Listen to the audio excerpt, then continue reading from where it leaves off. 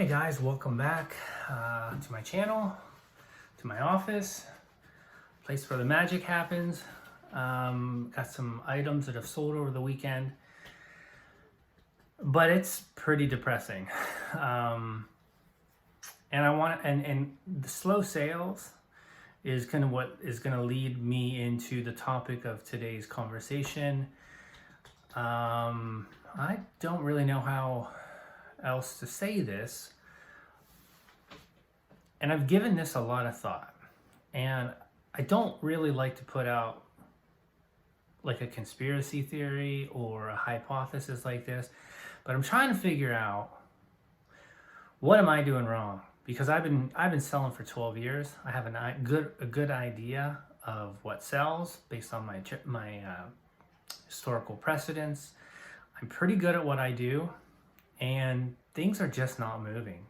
And I know it can be a combination of a number of factors, of which we'll get into. I'm hoping I'm just going to remember everything that I want to talk about. I probably should take notes, and I took a few notes of things that I want to talk about.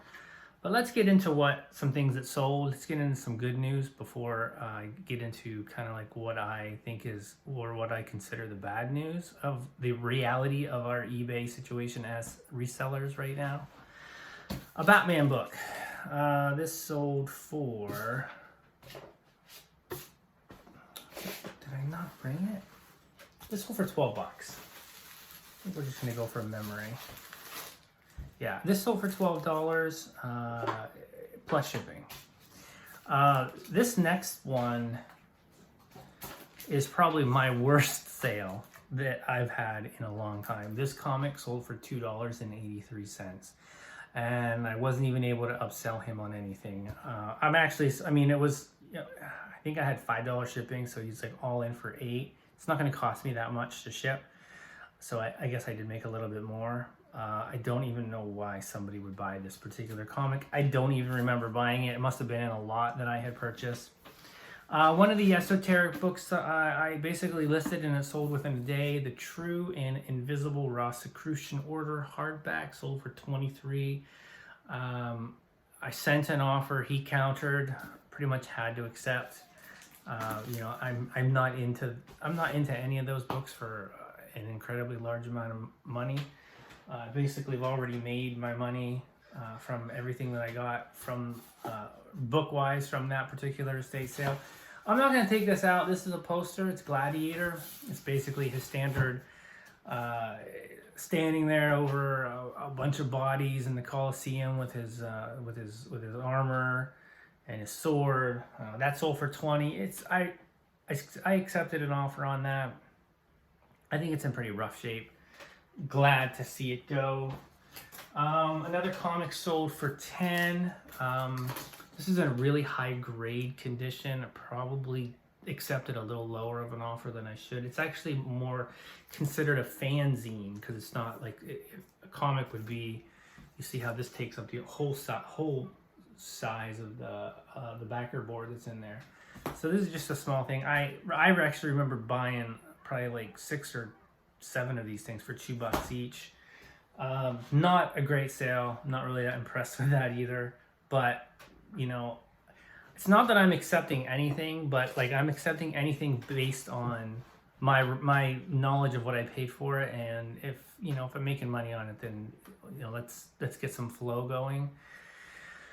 I'm a big believer in the abundance thinking versus scarcity thinking. I don't want to be I'm kind of in that scarcity thinking right now in terms of like sale. Like it's kind of hard not to. When I look at my sales and I look at where they normally are, it's really crappy. I sold another one of these. It's funny. I just sold a couple of these last week. These paraliminal CDs. They're like it's like if you meditate and listen to this, it kind of goes into your subconscious. This one's regarding ideal weight. Sold that for $8. I remember the other gentleman who had bought 2, I believe they sold for like $13 a piece. So not that great of an offer, but I believe I had bought like 17 or 18 of these CDs, and I think I was in them for like 50 cents, maybe less a piece. It was a thrift store, and they were having like a blowout on CDs. I sold a hat, brand new with tags, Hawaii. The brand is Robin Ruth. I sold that for 20. Brand new. Normally, I think that should have sold a little bit higher, but it is what it is. Okay, so that's. And then what else did I sell? Did I sell anything offline? I sold. I sold some boxing gloves with tape and the things that you wrap. I don't even know what it was. It was my daughter's from years ago, and she didn't use it anymore. I sold that for $65. So like that's like my big sale of the weekend, which I sold some. I sold on Friday night. I sold that Egyptian statue for $55. I think that's just about it. So, as I said, I've been given some thought, and I have a theory about promoted listings. Like, because I'm thinking I'm not doing anything differently, but I'm also not participating fully in the promoted listings things. I have a fundamental issue with giving eBay more money when I already feel between store fees, eBay fees, they take enough. Like I can't remember when promoted listings started. It's been a couple years now. But only recently do I feel like, and maybe I'm way off on this because I've only just started watching other resellers' videos over the last 2 to 3 months. So maybe people have been aggressive with their promoted listing sales for a long time now, and I'm just now it's in my psyche, and I'm looking for reasons to figure out why my particular sales are slow. But I think promoted listings are going to be I mean, this is so dramatic. Not the downfall of eBay, but it could. And just hear me out here. Like, eBay has given us tools, like lots of different tools. The promoted listings, sending offers, I'm drawing a blank, but they've given us tools, but they've also given us tools that we can shoot ourselves in the foot. Because not sending offers, these promoted listings are only benefiting eBay, and they're actually pitting us against other sellers. So eBay has found a way. So instead of it's us versus eBay, it's now really us against other sellers. And one could say that it's always been like this in terms of competition, competitive pricing. But eBay doesn't necessarily and they're winners in that too, because when things sell, they make a commission. But now when things sell, if two sellers are aggressively participating in promoted listings, now eBay's not just making the commission, now they're also making these extra advertising sales. But there's we're not winners in that as sellers.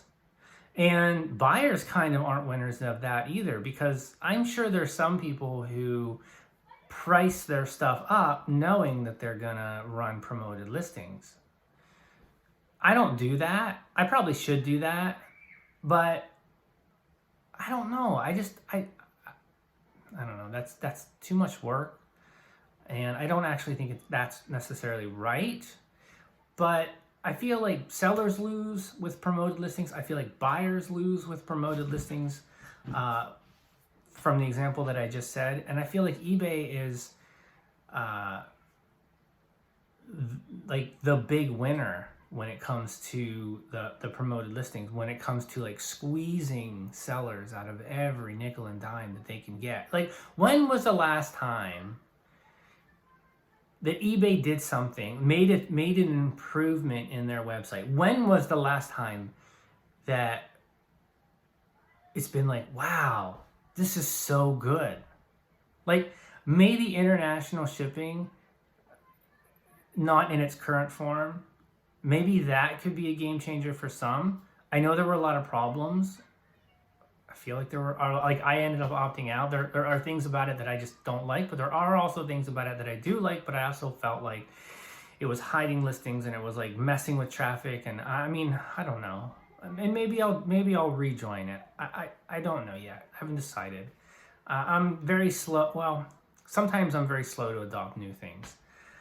But I went off on a tangent here. Well, when was the last time eBay made a change?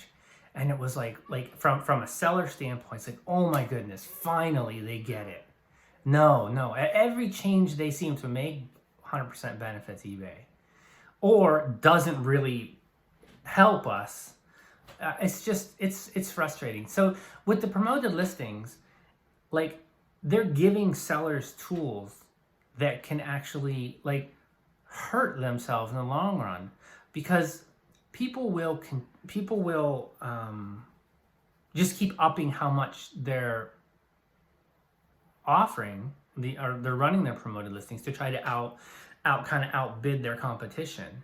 Just as the same thing happens with pricing, people go out and they look to see what's the price out there and then they go below that. But in the end, they're only hurting themselves if they're, that whole race to the bottom, because it's cutting into your bottom line. It's cutting into how much you have to work to make a living selling things on eBay. And that's, to me, that's not why I'm on eBay. I'm not on eBay to like bust my balls like every single day. Like I like the Scrooge McDuck motto: work harder, work smarter, not harder. Jesus, almost messed that up.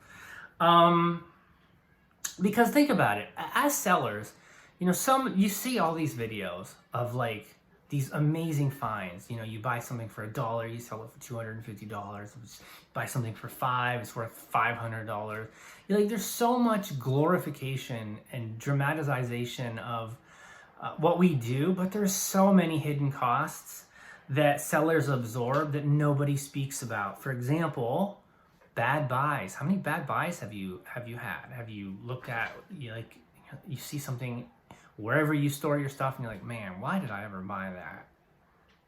Like that's an absorbed cost that we have. Buyer fraud. We get taken advantage of quite often, or attempted to be taken advantage of. And there's crazy things that we have to absorb on some level. Maybe this is not the best example, but like the other day, this buyer, he bought these Simpson keychains from me, and he had the wrong address in his eBay thing. And so he expected me to just get them, return them, and then mail them out. And in my mind, I'm just like, why don't you just have your information updated? So anyhow, they came back to me. One got damaged in transit. I'm like, hey, I can send you. And no, that was something else. They got lost. They got returned to my post office, and then when I went to go pick them up, they couldn't find them. So I go back to the guy. I'm like, hey, I've got 3, but I don't have the 4th one. I can just ship those out, and then the money from the 4th one that I don't have is kind of like what I'm going to be pulling out to pay for the shipping and handling, or I can just cancel the order. And he's just like, well, just cancel the order. He did want them, but in his mind, he didn't feel that he should have had to pay for the return shipping, which, whatever. When things get damaged and shipping, lost, those are costs that we have to absorb. Storage fees, whether you have a storage locker or whether you're using a portion of your house, those are things that that's not necessarily a fee, but you're paying for that. You could have other stuff in there that could be a space that you could be using to live in, but there's a lot of unseen costs that sellers absorb in addition to these. My point in mentioning these other costs is how the promoted listings, people who are doing 10, 15, 20%, those are missed profits now that are just going to eBay. And all businesses have cycles, and I think eBay is in that phase of that business where they're like this comfortable giant who probably in their minds thinks that they're never going to have a competitor that comes along and takes market share from them.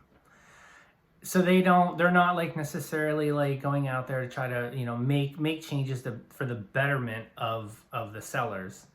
And I'm really firmly in that camp that they should be catering to us because we come first. Like we're the, I mean, what came first, the chicken or the egg? But in terms of this business model, like if we don't put something up, it can't get bought. If we put something up, there's gonna be somebody out there. eBay makes it seem like, well, the buyer has to come along and buy it.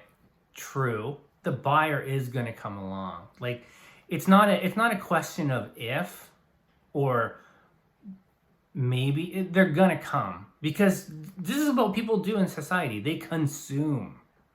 So I just think that the whole I let's bring this full circle, and I think this is why my sales are slow, because I just do 2%, because I'm not participating in that. I will just continue to list more. I will win by volume, or enough people who are promoting their listings at such a high percentage basically end up running themselves out of the reseller business because they're not making enough money to cover their expenses, or they get burned out. That could happen as well. I'm hoping that's not the scenario, because that might take a little while. I don't know. I have a really, really bad feeling that the whole promoted listings thing is something that really could be, not the downfall of eBay, but I like a huge problem. And I don't know why it's not being talked about more, to be honest. I feel like it's a huge issue. Let me know what you think. And if you do promoted listings, let me know what you typically run. Like, I'm only looking at a small sample size of what I've heard other people who, I feel like 10 to 15% is kind of like, has kind of become the norm. Maybe I'm wrong. So if you do run promoted listings, let me know what percentage you typically do in the comment section. That would be great. Have a good rest of your weekend, and I'll be in touch soon. Bye.